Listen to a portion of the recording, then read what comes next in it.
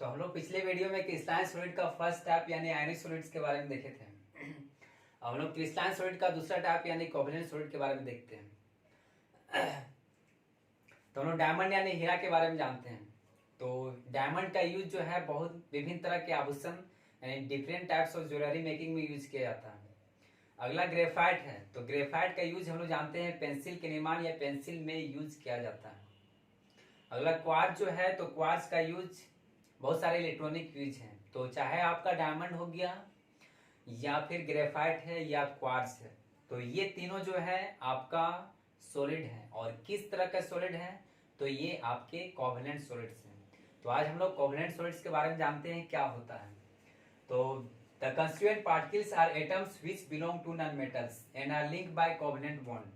तो constituent particles जो होते हैं वो आपका एटम्स होते हैं और ये आपके नॉन मेटल से बिलोंग करते हैं। तो नॉन मेटल्स क्या होता है, तो अगर हम लोग पीरियोडिक टेबल देखें तो उसमें ग्रुप 14, 15, 16 और 17 है, यानी वैलेंस इलेक्ट्रॉन 4, 5, 6 और 7 हैं। तो आपका इनके जो एलिमेंट्स होंगे तो वो आपका नॉन मेटल्स कहलाएंगे।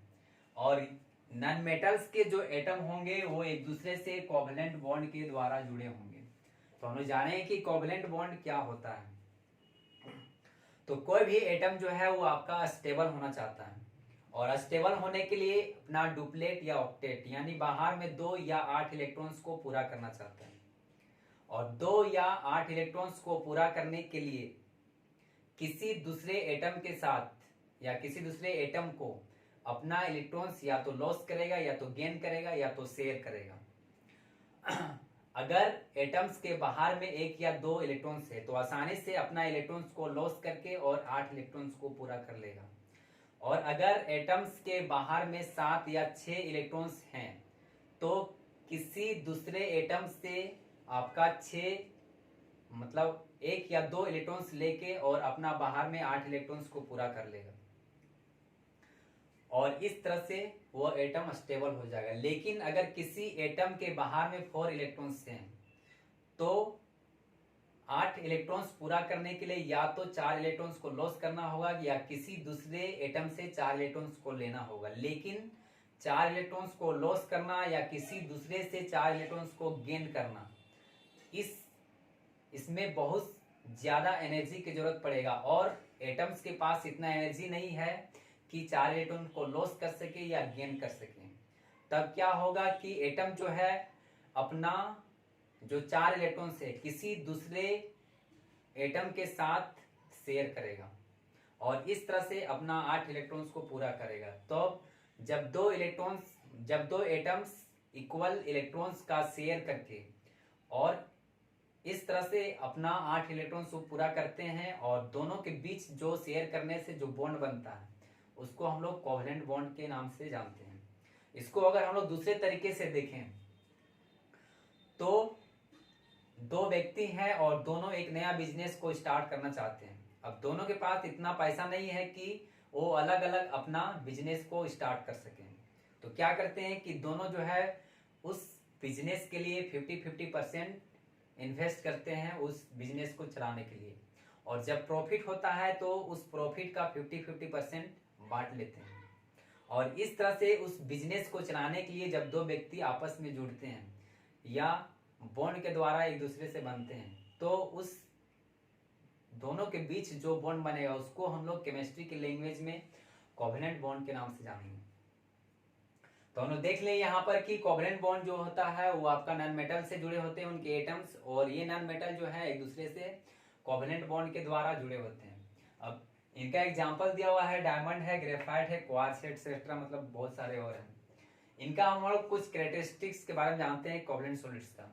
तो constituent particles are linked by covalent bond. तो इनके जो कंस्टिट्यूएंट पार्टिकल्स होते हैं यानी जितने भी एटम्स मौजूद होंगे उस सॉलिड में, तो सभी के सभी जो एटम्स एक दूसरे के साथ जुड़े होंगे तो वहां पर इलेक्ट्रॉन्स का शेयर करके और जो बॉन्ड बनेगा उस बॉन्ड के द्वारा सभी एटम्स एक दूसरे से जुड़े होंगे।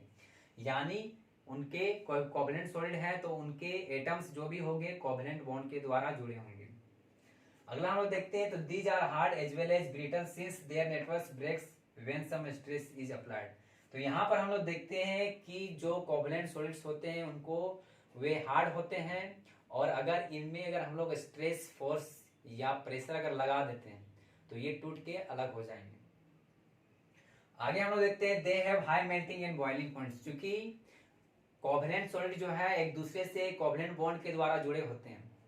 अब कोवलेंट बॉन्ड के द्वारा जुड़े होते हैं तो इनको इस बॉन्ड को तोड़ने के लिए हम लोग को ज्यादा टेम्परेचर देना पड़ता है। तो बॉन्ड टूट के अलग होगा, उसके लिए हम लोग को टेम्परेचर ज्यादा देना होगा। टेम्परेचर ज्यादा देना होगा तो इनका मेल्टिंग और बॉइलिंग पॉइंट भी ज्यादा होगा।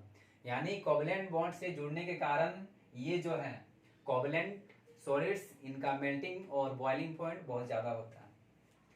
और this solids are poor conductor of electricity and act as insulator. चूंकि ये नॉन मेटल से बने होते हैं इसलिए इनसे होकर इलेक्ट्रिक करंट कम या नहीं के बराबर फ्लो करता है, इसलिए हम लोग इसको इंसुलेटर या बोल सकते हैं ये पुअर कंडक्टर होते हैं इलेक्ट्रिसिटी के। तो हम लोग देखें यहाँ पर कि कोवलेंट सॉलिड जो होता है वो आपका नॉन मेटल होते हैं इनके एटम्स, और ये एक दूसरे से कोवलेंट बॉन्ड के द्वारा जुड़े होते हैं। और साथ में इनका कैरेक्टरिस्टिक देखें तो इनका कंस्टिट्यूएंट पार्टिकल जो है एक दूसरे से कोवलेंट बॉन्ड के द्वारा जुड़े होते हैं, यानी इलेक्ट्रॉन्स के शेयर करके, और जो बॉन्ड बनता है उनके द्वारा एक दूसरे के साथ जुड़े होते हैं। और अगला देखते हैं तो ये हार्ड होते हैं, इसलिए इनको अगर फोर्स लगाते हैं तो ये टूट के अलग हो जाएंगे। इनका मेल्टिंग और बॉइलिंग पॉइंट ज़्यादा होता है क्योंकि ये कोवलेंट बॉन्ड के द्वारा जुड़े होते हैं। और आगे देखें कि इनसे होकर इलेक्ट्रिक करंट फ्लो कम करता है या नहीं के बराबर करता है, इसलिए ये इंसुलेटर कहलाते हैं। या मतलब ये जो है इनसे होकर इलेक्ट्रिक करंट कम फ्लो करता है या नहीं बराबर फ्लो करता है, इसलिए ये इंसुलेटर या पुअर कंडक्टर कहलाते हैं। तो हम लोग देख लें यहाँ पर कोवलेंट सॉलिड्स के बारे में। अब हम लोग नेक्स्ट वीडियो में इससे आगे देखेंगे।